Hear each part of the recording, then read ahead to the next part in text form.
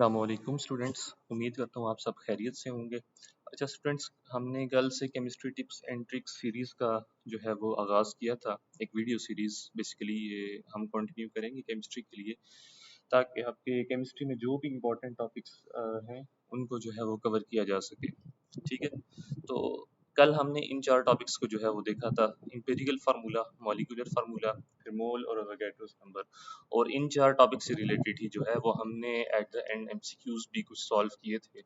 तो I hope कि आपको उन एमसीक्यूज से, उन एक्सप्लेनेशन से फ़ायदा हुआ होगा, और मैं उम्मीद करता हूँ कि आपको मज़ीद इसमें कोई कन्फ्यूजन नहीं होगी। फिर भी अगर आपको कोई कन्फ्यूजन रहती है तो आप जो है वो मेरे से पूछ सकते हैं। अच्छा स्टूडेंट्स, आज का जो टॉपिक है वो हमारा है स्टाइक्योमेट्री, जो कि बहुत ही इंपॉर्टेंट टॉपिक है केमिस्ट्री का। ठीक है, चाहे आप कोई भी टेस्ट दे रहे हों, stoichiometry is one of the most important topic of chemistry. ठीक है, इसकी सिर्फ यहाँ पढ़ने की हद तक नहीं, बल्कि इंडस्ट्रियल लेवल पे अगर मैं बात करूँ तो उसमें भी बहुत ज़्यादा इंपॉर्टेंस है। तो आज हम सबसे पहले तो ये देखेंगे कि स्टाइक्योमेट्री है क्या। ठीक है, फिर इसी तरह इसके कुछ असम्पशंस जो हैं बेसिक, ठीक है, और उसके बाद हम इससे रिलेटेड कुछ एमसीक्यूज जो हैं वो सॉल्व करेंगे, ताकि आपकी जो है वो प्रैक्टिस हो जाए और जो भी आपकी कंफ्यूजन है वो क्लियर हो जाए। अच्छा स्टूडेंट्स, स्टाइक्योमेट्री से पहले आपको जो मोल्स की कैलकुलेशंस हैं, कि आपको मैथ्स दिया हो तो मोल्स कैसे निकालते हैं, मोल्स से मैथ्स में इंटर कन्वर्जन और मैथ्स से मोल्स में कन्वर्जन, ये आपको आनी चाहिए। ठीक है स्टूडेंट्स, तो आज हम इन चीज़ों को साथ साथ देखेंगे कि किस तरह हम जो है पहले मोल्स निकालते हैं, फिर आगे हम स्टाइक्योमेट्रिक कैलकुलेशंस परफॉर्म करते हैं। अच्छा स्टूडेंट्स, इस स्लाइड पे जो है आपको स्टाइक्योमेट्री की एक डेफिनेशन नज़र आ रही है। ठीक है, स्टाइक्योमेट्री बेसिकली है क्या, कि आपको एक क्वांटिटेटिव रिलेशन बताती है। क्वांटिटी यानी कि आपको क्वांटिटी की फॉर्म में बताएगी कि रिएक्टेंट्स और प्रोडक्ट्स में जो है वो क्या रिलेशन है। यानी कि अगर एक रिएक्टेंट जो है आपका, जो रिएक्ट कर रहा है, वो अगर इतने ग्राम मौजूद है तो आपका प्रोडक्ट कितने ग्राम बनेगा। ठीक है, ये आपको स्टाइक्योमेट्री बताती है। ठीक है, और उसके लिए हम जो है सबसे पहला काम ये करते हैं कि एक बैलेंस्ड केमिकल इक्वेशन लिखते हैं, और उसके थ्रू फिर हम आगे प्रोसीड करते हैं। ठीक है स्टूडेंट्स, तो ये मेन स्टाइक्योमेट्री की जो है वो डेफिनेशन है, कि वो आपको एक क्वांटिटेटिव रिलेशन बताती है between amounts of reactants and products. ठीक है, अच्छा स्टूडेंट्स, इसकी कुछ अजम्पशंस हैं जो कि रियल लाइफ में वैलिड नहीं भी होती, लेकिन ये है कि still it help it helps us. ठीक है स्टूडेंट्स, तो इंडस्ट्रियल लेवल पे क्योंकि रिएक्शंस जो होते हैं वो कम्प्लीटली नहीं होते, जैसे इसकी फर्स्ट असम्पशन है ना, all the reactants are completely converted into products. सारे के सारे रिएक्टेंट्स जो हैं वो ख़त्म हो जाते हैं और वो कम्प्लीटली प्रोडक्ट में कन्वर्ट हो जाते हैं। ये एक असम्पशन है, जबकि रियल लाइफ में ऐसा नहीं होता। आपके पास सारे का सारा रिएक्टेंट कभी भी प्रोडक्ट में कन्वर्ट नहीं होता। ठीक है स्टूडेंट्स, तो अक्सर ऐसा होता है कुछ पोर्शन उसका अनरिएक्टेड बच जाता है, लेकिन स्टैकियोमेट्री में हमारी ये assumption है कि सारे के सारे रिएक्टेंट्स जो है वो कम्प्लीटली प्रोडक्ट्स में कन्वर्ट हो रहे हैं। ठीक है, and the second assumption is no side reaction occurs, कि कोई साइड रिएक्शन नहीं होता। ठीक है, अच्छा स्टूडेंट, साइड रिएक्शन की बात आई तो इसको मैं एक्सप्लेन कर देता हूँ कि साइड रिएक्शन है क्या बेसिकली। अब आपने एक प्रोडक्ट बनानी है, मिसाल के तौर पर, ठीक है, मेथनॉल है। अब मेथनॉल आपने बनाना है तो उसके लिए जो भी आपको रिएक्टेंट्स चाहिए, ठीक है, अब लाज़मी नहीं है कि आप जो रिएक्शन चाह रहे हैं सिर्फ वही होगा। ठीक है, कुछ साइड रिएक्शंस जो अनडिज़ायर्ड हैं आपके, आप नहीं चाहते वो रिएक्शंस हों और वो अनडिज़ायर्ड प्रोडक्ट्स आपके बने, लेकिन वो रिएक्शंस भी हो जाते हैं, तो उनको साइड रिएक्शंस कहते हैं। मिसाल के तौर पर मैंने एग्जांपल दी है एक, कि आपके पास अगर एक डिज़ायर्ड प्रोडक्ट आपको सी चाहिए, और आप जब रिएक्शन करवाते हैं तो आपके पास उसी रिएक्टर के अंदर 3 रिएक्शंस हो जाते हैं, जिसमें आपके पास सी, डी और ई। ठीक है स्टूडेंट्स, आपके पास जो है पॉइंटर में ऑन कर देता हूँ। जस्ट स्टूडेंट्स, ये रिएक्शन 1 है आपके पास, और इसमें आपके पास ए और बी रिएक्ट करके सी बना रहे हैं। फिर रिएक्शन 2 है और 3 है, इसमें डी और ई, जो कि आपके अनडिजायर्ड प्रोडक्ट्स हैं। तो ये साइड रिएक्शंस कहलाते हैं, जो येलो में लिखे हुए हैं, क्योंकि इनमें जो है आपकी डिजायर्ड प्रोडक्ट नहीं बन रही। साइड रिएक्शन सिंपली वो रिएक्शन है जो आपकी अनडिजायर्ड है, आप नहीं चाहते वो रिएक्शन हो। अच्छा स्टूडेंट्स, स्टोइकियोमेट्री के इसी तरह कुछ लॉज हैं जो ओबे होते हैं। ठीक है, the first one is law of conservation of mass, कि आपके पास मास ना तो क्रिएट होगा ना डिस्ट्रॉय होगा, यानी जितना मास सिस्टम के अंदर आएगा उतना ही जाएगा। अब जैसे रिएक्टर, ये एक रिएक्शन आपको दिया हुआ है जिसमें ए प्लस बी जो है वो रिएक्ट करते हैं और आपके पास प्रोडक्ट सी और डी बनते हैं। तो अगर ए और बी का जो रिएक्टेंट्स का, ये रिएक्टेंट्स हैं दोनों, इनका अगर मास जो है वो 12 ग्राम्स है, तो आपके पास जो प्रोडक्ट्स बनेंगे उनका मास भी 12 ग्राम्स ही होगा। ठीक है, कि मैथ्स ऐसा नहीं है कि कहीं से मैथ्स प्रोड्यूस हो जाएगा अलहदा से, ठीक है, ऐसी बात नहीं है। तो जो जितना मैथ सिस्टम के अंदर ही ना होगा, सिस्टम यहाँ पर हमारा क्या होगा, रिएक्टर, जिसके अंदर आपका रिएक्शन हो रहा होगा। तो जितने आपके रिएक्टेंट जितनी अमाउंट में एंटर होंगे उतनी ही अमाउंट प्रोडक्ट्स की निकलेगी, ठीक है। अगर 12 ग्राम रिएक्टेंट्स एंटर हो रहे हैं तो प्रोडक्ट्स की जो अमाउंट का सम होगा वो भी 12 ग्राम ही होगा। अच्छा, the second one is that law of definite proportions. अच्छा, आप डेफिनेट प्रोपोर्शंस लॉ क्या है? बेसिकली ये लॉ आपको ये बताता है कि आपके जो भी रिएक्शन में आपके डिफरेंट कंपाउंड्स हैं, ठीक है, उनकी क्या वो किस रेशियो से मौजूद है, ठीक है। यानी बैलेंस्ड केमिकल इक्वेशन में जैसे आपने देखा होगा 1 2 3 इस तरह के कोफिशिएंट्स आ रहे होते हैं, तो वो बेसिकली डेफिनेट प्रोपोर्शंस होती हैं। तो ये आपको ये बताता है लॉ ऑफ डेफिनेट प्रोपोर्शन, तो ये भी ओबे होता है इस स्टोइकियोमेट्री में। अच्छा, लॉस के बाद हम लोग जो है वो मेन स्टेप्स पे आते हैं। अच्छा, जब भी आपको कोई स्टोइकियोमेट्री का कोई क्वेश्चन आता है, न्यूमेरिकल टाइप ही मोस्टली इसमें से क्वेश्चंस आते हैं, तो उसमें आपको कुछ मेन स्टेप्स फॉलो करने हैं, ठीक। तो पहला स्टेप आपके पास क्या है कि राइट बैलेंस्ड केमिकल इक्वेशन। अच्छा, इसमें ऐसा होता है कभी कभार आपको वो एग्जाम में केमिकल इक्वेशन दे देते हैं, लेकिन कभी कभार ऐसा होता है वो नहीं बताते। वो सिर्फ आपको ये बता देंगे कि ये रिएक्टेंट है और ये प्रोडक्ट्स है, ठीक है। उनको उनके केमिकल फार्मूलाज आपको दे देंगे और मोलर मास भी अक्सर गिवन होता है, तो ये चीज़ें आपको दे देंगे और वो केमिकल इक्वेशन आपने खुद लिख के उसको बैलेंस भी करना होगा, ठीक है। लेकिन ये है कि वो इजीली हो जाएगी, इतनी मुश्किल केमिकल इक्वेशन नहीं होगी। और स्टेप वन फिर क्या है, सबसे पहले कि आपने उस केमिकल इक्वेशन को जो है वो लिखना है। फिर उसके बाद आपके पास स्टेप टू आता है कि आपने आपको ना उस क्वेश्चन में किसी ना किसी स्पीशी के बारे में इंफॉर्मेशन दी होगी कि उसके भी या तो डायरेक्टली मोल्स दिए होंगे या फिर उसके ग्राम्स दिए होंगे, उसका मैस इन ग्राम्स दिया होगा आपको। तो आपने क्या करना है, अगर तो मोल्स दिए हैं तो वेल एंड गुड, आप आगे प्रोसीड करें। अगर मोल्स नहीं दिए तो आपने उस किसी भी एक स्पीशी के उस रिएक्शन में जितनी भी स्पीशीज हैं, ठीक है, चाहे वो रिएक्टेंट्स हैं या प्रोडक्ट्स हैं, उनमें से किसी एक इन्फॉर्मेशन आपको दी होगी, तो आपने सबसे पहले उनके मोल्स निकाल लेने हैं। और मोल्स का जो फार्मूला है वो हमने पिछले लेक्चर में पढ़ा था कि mass in grams divided by molar mass. उसके बाद आपने यूनिटरी मेथड को यूज करना है और यूनिटरी मेथड को यूज करते हुए आपने अननोन कंपोनेंट के मोल्स निकाल लेने हैं। और अगर आपसे अननोन कंपोनेंट के मोल्स पूछे हुए हैं तो आपने इस स्टेप पर जो है रुक जाना है और अपना आंसर चेक कर लेना है। लेकिन अगर आपको ग्राम्स पूछे हुए हैं यानी मैथ्स पूछा हुआ है तो फिर आपको मोल से ग्राम्स में जाना पड़ेगा। अब इसके लिए जो ये दो फार्मूले हैं ना, ये मेन यूज होते हैं। ये एक ही फार्मूला इसी को रीअरेंज करके हम मैथ्स निकालते हैं कि नंबर ऑफ मोल्स जो है, हमने प्रैक्टिस भी की थी लास्ट टेस्ट में, ठीक है। नंबर ऑफ मोल जो है mass in grams divided by molar mass. तो यहाँ से ही अगर मैं जो है इस ये जो वाला मोलर मास है, ठीक है, इसको मैं अगर इस साइड ले जाऊँ तो number of moles multiply molar mass is equal to mass in grams. तो ये दो मेन इंटरकन्वर्जेंस स्टोइकियोमेट्री में आप कर रहे होते हैं, ज़्यादा इसी में से आपको जो है वो डील करना पड़ेगा। तो ये दो फार्मूलाज आपको जो है वो ज़हन में होने चाहिए while doing the questions of stoichiometry. अच्छा स्टूडेंट्स, अब थ्योरी हमने इसकी पढ़ ली, कॉन्सेप्ट हमने देख लिया कि स्टोइकियोमेट्री है क्या, इसमें असम्पशंस क्या हैं आपकी, ठीक है, और कौन कौन से ऐसे लॉज हैं जो इसमें ओबे होते हैं, ठीक है। फार्मूला हमने देख लिया, अब हम आगे एमसीक्यूज पे चलते हैं।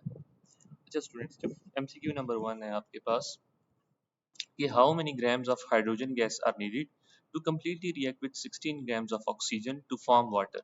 मोलर मैसेज आपको दिए हैं स्पीशीज के। अच्छा स्टूडेंट्स, मैंने आपको भी बताया था जो हमने स्टेप्स देखे थे कि सबसे पहले आपने वो स्पीशी लोकेट करनी है कि जिसके बारे में आपको इन्फॉर्मेशन दी है। अब देखिए यहाँ पर जो है आपको किसकी इन्फॉर्मेशन दी है, ऑक्सीजन की, ठीक है स्टूडेंट्स। ऑक्सीजन के आपको बताए हुए 16 ग्राम्स है। अब आपको आपने वो स्पीशी आइडेंटिफाई कर ली है, ठीक है। अब स्पीशी को आइडेंटिफाई करने के बाद आपने क्या करना है, स्पीशी के मोल्स निकालने हैं। मोल्स निकालने के बाद आपने अननोन आपके क्या है, हाइड्रोजन, ठीक है। How many grams of hydrogen मतलब हाइड्रोजन आपकी अननोन है, ठीक है स्टूडेंट्स। तो आपने सबसे पहले काम क्या करना है कि ऑक्सीजन के आपने मोल्स निकाल लेने हैं। उन मोल्स के थ्रू आप लोग जो है वो हाइड्रोजन के हम जो है वो ग्राम्स निकालेंगे, ठीक है। इसका प्रोसीजर हम आगे देखते हैं। अच्छा, सबसे पहला स्टेप क्या था, बैलेंस्ड इक्वेशन। ये हमने सिंपल बैलेंस्ड इक्वेशन लिख ली। अच्छा, आप बैलेंस्ड इक्वेशन इस क्वेश्चन में दी नहीं है आपको, ठीक है। उन्होंने सिंपली आपको जो है वो बता दिया है कि हाइड्रोजन और ऑक्सीजन रिएक्ट कर रहे हैं और आपके पास जो है वो वाटर बन रहा है, ठीक है। बिल्कुल सिंपल सी केमिकल इक्वेशन है, ये आप लिख लेंगे सिंपली। अच्छा, इस इक्वेशन को लिखने के बाद अब आपने पहला काम जो मैंने आपको बताया था इक्वेशन लिखना, उसके बाद जो स्टेप था वो क्या था, मोल्स निकालना। आपको जो गिवन था इंफॉर्मेशन, वो ऑक्सीजन के बारे में आपको इंफॉर्मेशन गिवन थी, ठीक है। आपने ऑक्सीजन के मोल्स निकाल लेने, वही फार्मूला आपको जो पिछली स्लाइड पे दिखाया था, mass in grams divided by molar mass. तो मैस इन ग्राम्स ऑक्सीजन का कितना दिया हुआ था, 16 ग्राम्स। 16 ग्राम्स पुट कर दिया, मोलर मैस कितना है ऑक्सीजन का, 32। 32 पुट कर दिया, इसको सॉल्व किया तो 0.5 मोल्स आ गए। अब आपने एक स्पीशी जो आपको गिवन इंफॉर्मेशन थी, जैसे ऑक्सीजन है यहाँ पर, उसके आपने मोल्स निकाल लिए। अब मोल्स निकाल लिए हैं तो अब आप किसी भी अननोन स्पीशी को इस रिएक्शन में लोकेट कर सकते हैं, फाइंड कर सकते हैं। जैसे हमारे क्या था, हाइड्रोजन के ग्राम्स, तो डायरेक्टली ग्राम्स नहीं निकाल सकते हम, इक्वेशन से मोल्स निकाल सकते हैं, ठीक है। तो इसमें जो नोटेशन आपको आसानी से याद हो जाएगी वो बेसिकली ये है कि अगर तो आप रिएक्टेंट अननोन है तो आप लिखेंगे H2, जैसे यहाँ पर हाइड्रोजन है रिक्वायर्ड। अगर तो आप प्रोडक्ट्स के लिए लोकेट करें, यानी वाटर अगर आपने फाइंड करना है तो आप लिखते हैं वाटर प्रोड्यूस्ड, यानी आपने जो चीज़ फाइंड करनी है वो पहले लिखनी है। जैसे यहाँ पर हाइड्रोजन है तो मैंने लिखा हाइड्रोजन, ठीक है। और आपको जो गिवन डेटा था ऑक्सीजन के बारे में गिवन था, तो hydrogen required for 1 mole of oxygen, ठीक है। अब बैलेंस्ड इक्वेशन पे चले जाएं। आपको 1 मोल ऑफ ऑक्सीजन के लिए कितने मोल्स ऑफ हाइड्रोजन चाहिए, 2 मोल्स, ठीक है। ये बैलेंस्ड इक्वेशन का डेटा है। लेकिन हमारे सिस्टम में जो मोल्स हैं वो कितने हैं ऑक्सीजन के, 0.5, ठीक है। तो जैसे हाइड्रोजन जो है 1 मोल ऑक्सीजन के लिए 2 मोल्स चाहिए according to the balanced equation, तो आपकी जो है हमारे सिस्टम के लिए हमने एक्चुअली निकालना है, हमारे सिस्टम में 0.5 मोल्स ऑक्सीजन है, तो आपकी हाइड्रोजन जो है 0.5 मोल्स यूनिटरी मेथड यूज करेंगे। यहाँ पर जब आप लिखेंगे 0.5 मोल्स, तो 2 इंटू 0.5 आपके पास 1 मोल आ जाएगा।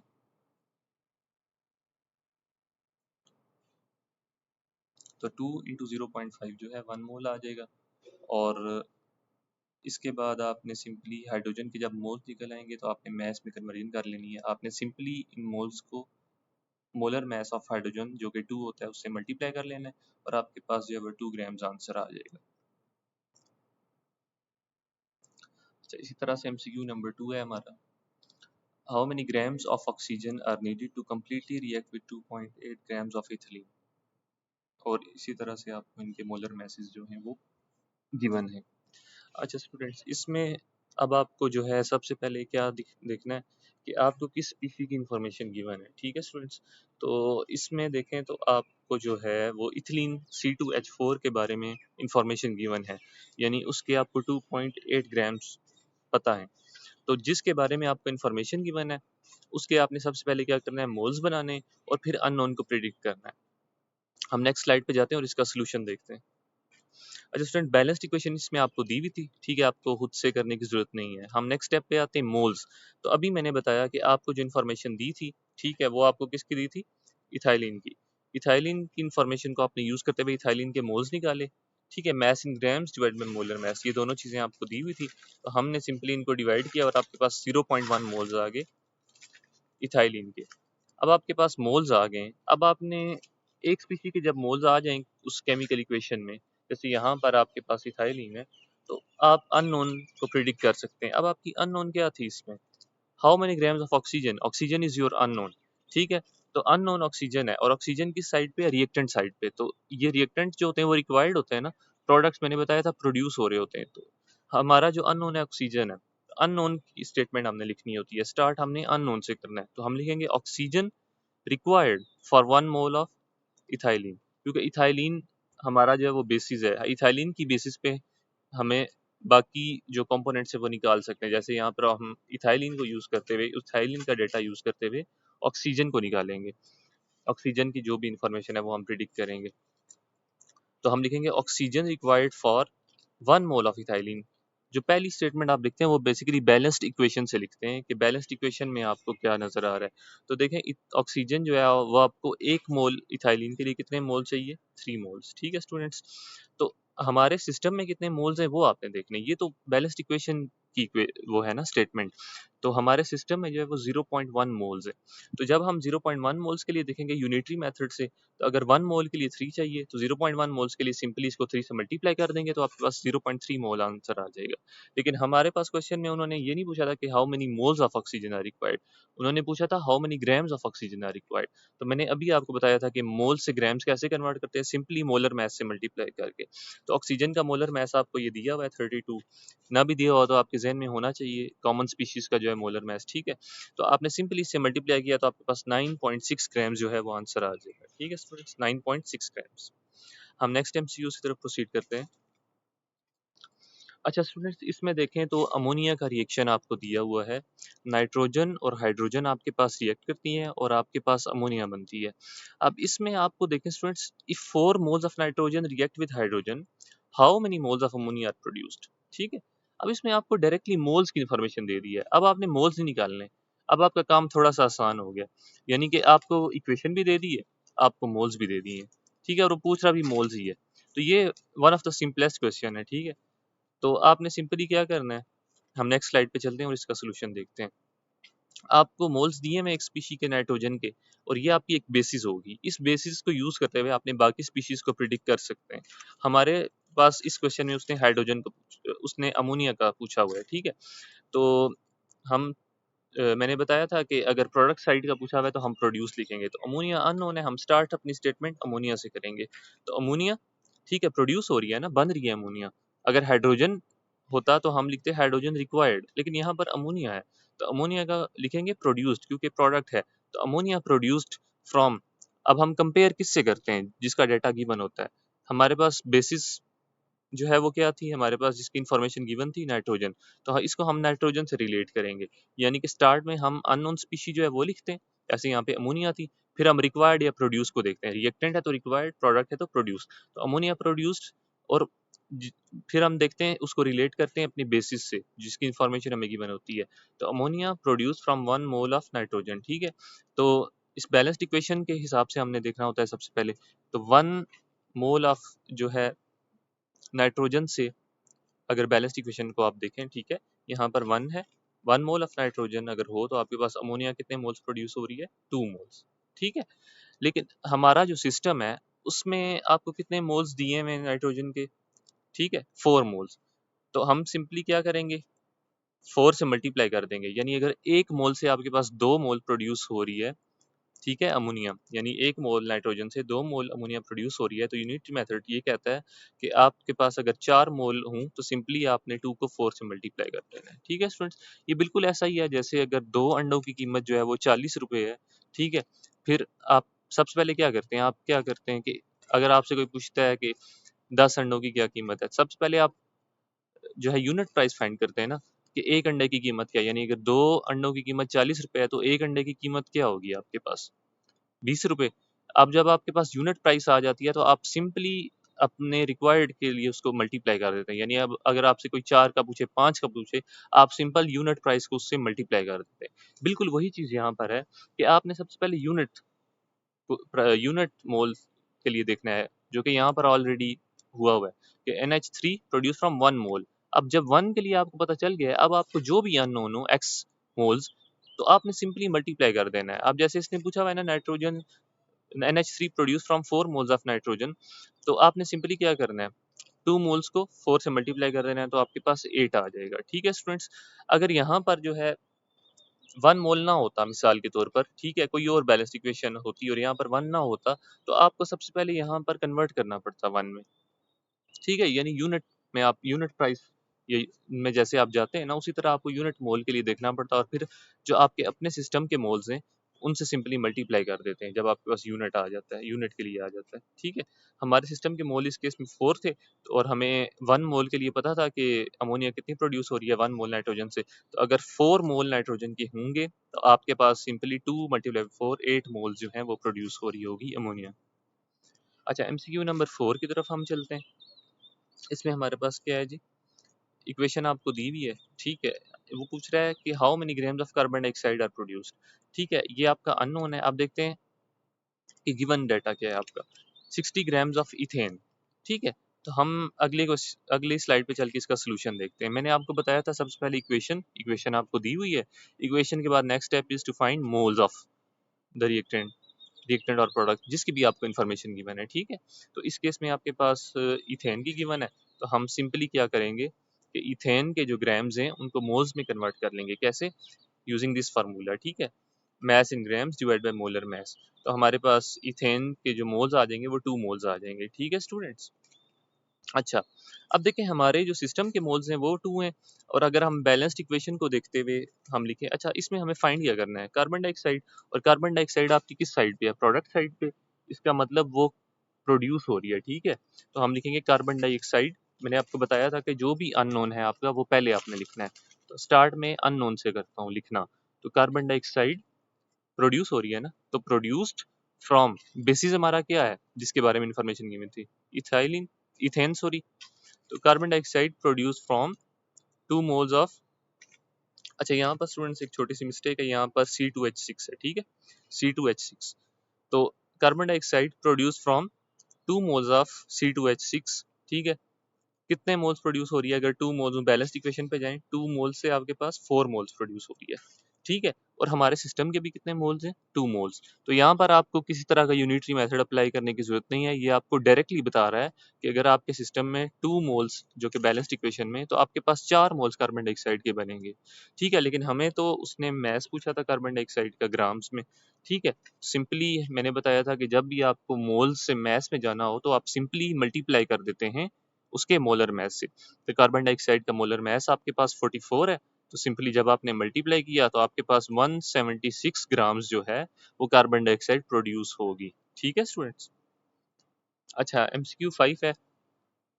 इसी तरह आपके पास एक जर्नल रिएक्शन दिया हुआ है, A+2B जो है रिएक्ट करते हैं, ठीक है, और C बनता है। अब उसने यहाँ पर आपको मोल्स दे दिए हैं A के, तो इसका मतलब आपका पहला स्टेप स्किप हो गया। आपने एक तो इक्वेशन भी नहीं लिखनी, सॉरी 2 स्टेप्स स्किप हो गए। एक तो इक्वेशन नहीं लिखनी है आपने, दूसरा मोल्स भी नहीं निकालने। मोल्स आपको ऑलरेडी दिए हुए हैं, ठीक है। जो हमारा बेसिस है जिसकी इन्फॉर्मेशन हमें गिवन है A, वो आपको दिया हुआ है, ठीक है, उसके मोल्स। तो आपने फाइंड किया करना है B के मोल्स, ठीक है स्टूडेंट्स। आप देखें B के मोल्स कैसे निकलेंगे। तो अब मैंने बताया था जो भी अननोन है उससे आपने स्टेटमेंट स्टार्ट करनी है। तो ये इक्वेशन हमने लिखी, B हमारा अननोन है, ठीक है, और A हमारा जो है बेसिस है जिसकी इन्फॉर्मेशन हमें गिवन है। तो हम लिखेंगे B रिएक्टेंट साइड पे है ना, तो हम लिखेंगे रिक्वायर्ड होगा। रिएक्टेंट साइड पे मतलब वो रिक्वायर्ड है, प्रोडक्ट साइड पे हो तो प्रोड्यूस हो रहा होता है वो। तो B required for 1 mole of A, balance equation में देखें 1 मोल है, B required for 1 mole of A कितना चाहिए जी? 2 मोल। ये हमें इक्वेशन बता रही है, ठीक है। अब ये तो इक्वेशन से पता चला ना। अब हमारे सिस्टम में जो है वो ए के कितने मोल्स हैं वो बताया हुआ था ना उसने, 0.5। तो हम यूनिटरी मेथड अप्लाई करेंगे, 0.5 से सिंपली मल्टीप्लाई कर देंगे। तो B required for 0.5 moles of A निकालने के लिए हमने सिंपली 2 को 0.5 से मल्टीप्लाई किया, और हमारे पास जो है वो आंसर 1 मोल आ गया, ठीक है स्टूडेंट्स। तो ये आज का हमारा लेक्चर था। इसमें हमने स्टाइकियोमेट्री को सबसे पहले डिस्कस किया, स्टाइकियोमेट्री है क्या, उसकी कुछ अजम्पशंस हमने देखी, फिर हमने लॉस भी देखे, और इसी तरह फिर हमने उससे रिलेटेड 5 MCQ सॉल्व किए, ठीक है स्टूडेंट्स। तो उम्मीद करता हूँ आपको इन MCQs की समझ आ गई होगी, ठीक है। इंशाल्लाह नेक्स्ट लेक्चर में हम लोग मिलते हैं। Thank you very much. हाफिज़।